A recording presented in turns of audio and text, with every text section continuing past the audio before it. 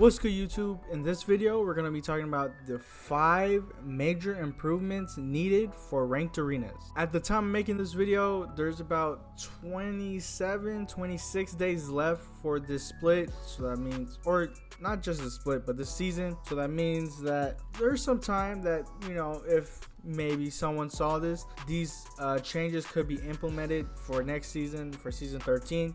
So down in the comment section, let me know what you guys think of this video, and also let me know what are your guys' major changes that you would love to see come to ranked arenas or just arenas in general. But the first thing that we're going to be talking about is the matchmaking. Now this season, or at least this split, I've been playing a lot of solo. I've seen, where I have horrible teammates going against, good players, or at least, decent players. And I've seen it to where it does at times look fair, where, sometimes they'll give me good players going against other good players, or they'll give me, 2 bad teammates going against a team where they're not that good, to be honest. The biggest thing that I want to talk about with the matchmaking is, instead of basing it off the MMR, they should base it off your rank, right? I understood that in season, 10, when ranked arenas came out, that there was no way to tell what rank someone was, so they would base off the MMR to put people in matches. But now I think since it's season 12 with multiple seasons, multiple splits of arenas, it should be based on your rank now, just like the battle royale. If you're a platinum player, you should be going against people that are in the same rank as platinum, and so on, right? In the beginning of the split, if you're a diamond player, I could understand why you could be going against people that are in masters and pred lobby, because it's the beginning of the split. But at the end of the day, I feel like if you are a masters pred player, you should be going against master pred players. If you are a diamond, you should be going against diamond, and so on and so on. But at the end of the day, I do feel like the matchmaking does need a little bit of adjustment. I would like to see it where it's just rank versus rank, right? Whatever your rank is, that's the people you're going against in the same rank. The second thing that we're going to be talking about is the point system. I would like it to see where the point system is changed to where you just get more points, right? Just the points are higher. For instance, instead of maybe going and saying 8,000 arena points is what Masters is, maybe it could be changed to 20,000. Like 20,000 or 16,000, whatever, right? But the points you win in a game is more, right? So you gain like 100 points for a win, but if you lose, you probably lose like 50 points. I think that would be cool to see. I think it would be cool to see, if you gain 100 points for a win, if you lose, then it'll be like 50 to 30. I think this will be better because you're not just trading, right? And it's not random. So for instance, sometimes, if you're playing an arenas game, you get like plus 12 for a win, right? But sometimes when you lose, you get minus 30. I think if you delete that method or whatever, then it won't be random, and people won't get pissed off at the arena point system. I do think that the best way would be, if you win, you get 100 points. If you lose, you get 50 points. And if you add the matchmaking, like I said earlier, where your rank is, you're going against your rank, I think this will make arenas not only better, but just a lot more competitive and a lot more fair. You take all the random stuff out, you take all the BS out. That would be cool to see. And also, I feel like when it comes to, points, people like to see higher points. It could be the same thing, right? If 8,000 points is for masters, just switch it to 16,000 and just give more points. I think people will have a lot more fun playing that way. Now, the third thing that I want to talk about, which is something that I kind of wanted to put in the beginning of the video, but the third thing I want to say is they need to fix the devotion. Right, that gun simply ruins the game of arenas. It's just so frustrating going against that gun. I understand that it's in the game, it's in the game mode, so you could use it, but it's just so frustrating going against that gun. Yeah, I don't even really know what to say about it, but the devotion, it's honestly, if you're playing against a team that 3 stacks devos, and you're someone who takes pride in that you're not going to use that gun, you're more than likely just going to lose. You know what I'm saying? And playing against that gun is just horrible.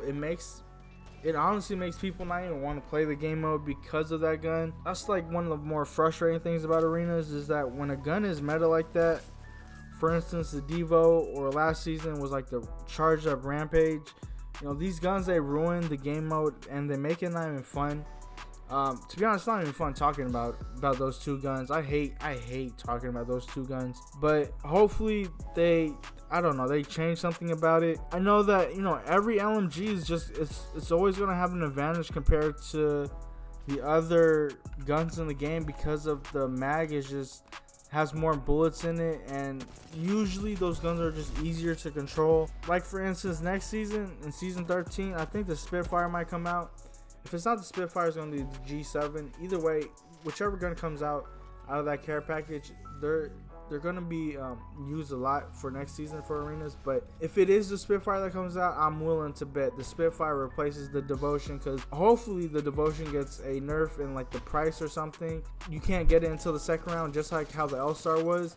And then the Spitfire comes out and it starts tearing everybody up, you know.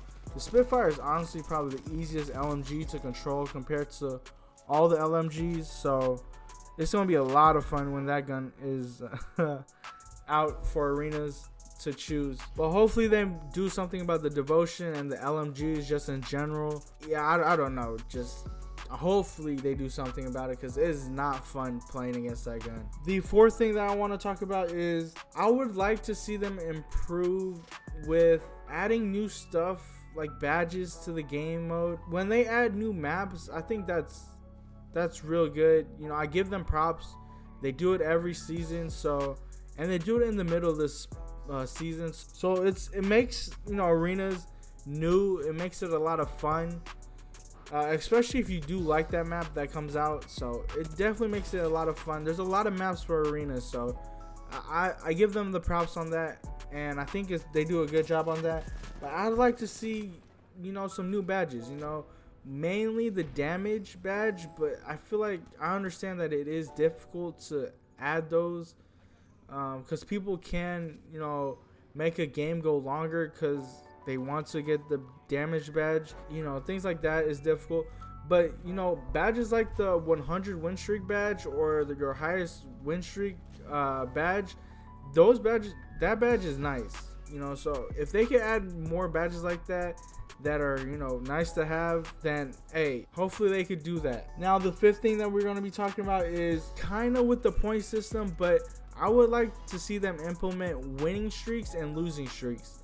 Like, right, so if you win more, or if you're on a winning streak like a 3-5 win streak or even higher, they should give you bonuses for going on a win streak when it comes to gaining points for wins. So for instance, let's say right now in the point system, let's say you get 20 points for a win, right? And if you're on a 3-game win streak, maybe they could give you an extra 5, so you would get 25 points for a win. And let's say if you go on a 5-win streak, instead of 5, maybe they could go 10 points. So now you'll get 30 points a win every time you win until you lose.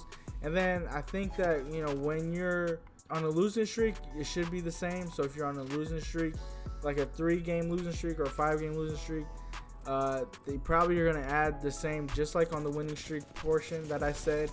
So just to make it fair. But these are 5 things that I would like to see implemented for arenas next season. Not only that, but an extra thing that I would like to talk about is the maps. 5 map rotation is kind of too long, I think, especially if you know you're trying to play on certain maps. It takes way too long for that map rotation. I do like how they have it as 40. Well, I would like to actually have it as 1 hour map rotations, but they have it at 40, which is cool. I would like to see 1 hour map rotations with 4 map rotations. 5 is just way too much, but I would like to see the 4 map rotations if they could add that, or I guess take 1 map out. But they do have a lot of maps. Hopefully they add Party Crasher back for next season. I'm a fan of that map. I like that map a lot. It's one of the favorite maps. But these were the things that I would like to see improved or implemented for, you know, arenas next season. Hopefully some of these can be added, or they can fix some of these things. Let me know what you guys think. Let me know what you guys would love to see the most in arenas for season 13. If you guys like the video, leave a like, comment, and subscribe. I'll see you guys on the next one.